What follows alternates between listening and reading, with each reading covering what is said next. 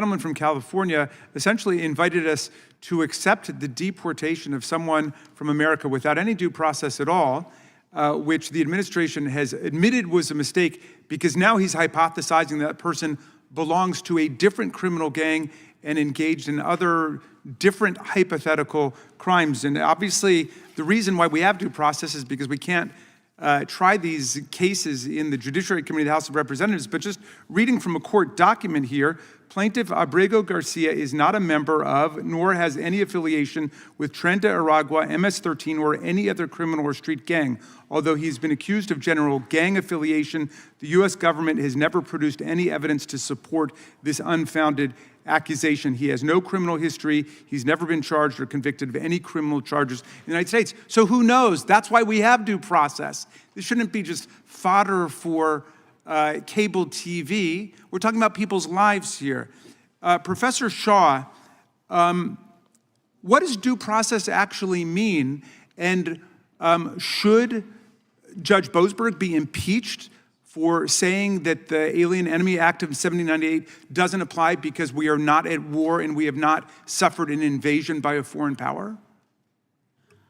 You know, the core components of due process are straightforward, right? And it involves some notice and an opportunity to be heard, right, to make some sort of case in your own defense prior to deprivation of life, liberty, or property. So that's in the Constitution. Due process applies to every person, not just to citizens. And due process doesn't look identical if we're talking about due process in the context of potential deportation or due process in the context of, you know, a change to your Social Security benefits, right? Due process is deeply context dependent. And all Judge Boasberg has ruled as a preliminary matter in this case is that some sort of process has to be afforded before this potentially irreversible act occurs. Judge Boasberg has not ordered anyone released in the United States, has not objected to the detention of the covered individuals, has simply said provide reasons and an opportunity to respond.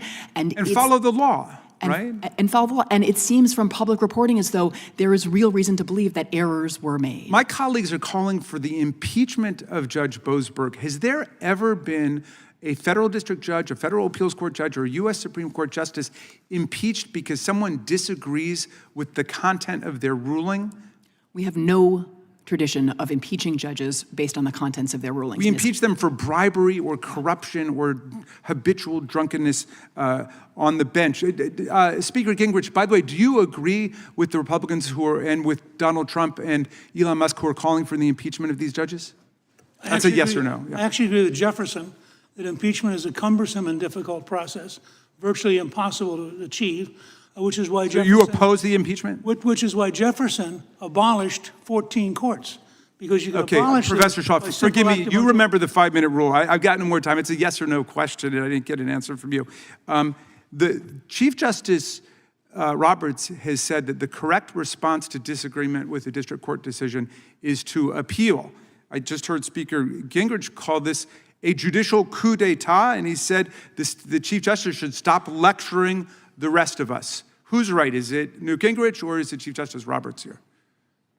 In this instance, Chief Justice Roberts. I mean, we have no tradition of impeaching judges. Appeal is the remedy for disagreeing with the district judge. Or if it's a statutory ruling that's wrong, Congress can respond, right? If it's if there's a bias or misconduct issue, there are disciplinary processes and complaints that can be brought against judges. You can seek to recuse or a remand to a different judge. There are many remedies our system affords if there is some sort of problem with the judge presiding over a case. But impeachment has never been in that toolkit. Do you believe that there has been a conspiracy for a coup d'etat among 34 U.S. federal district court judges appointed by Presidents Reagan, Bush, Clinton, Bush, Obama, and Trump?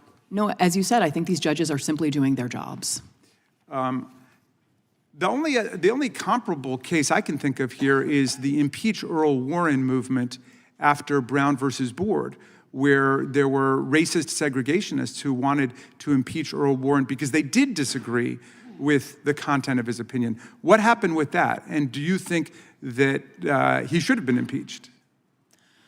I mean, as far as I know, there were non-impeachment resolutions introduced at that time. There was rhetoric, there was critique. And to be clear, criticizing judges is absolutely healthy in a democracy. I am not suggesting otherwise. But this is already a pretty serious escalation to have seen these resolutions introduced.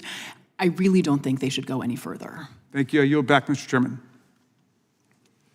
Thank you. We now go to the gentleman from Wisconsin, Mr. Fitzgerald, and I would ask if I could have 15 seconds of his time. I yield back to the chairman. Okay. Mr. Speaker Gingrich, I just have one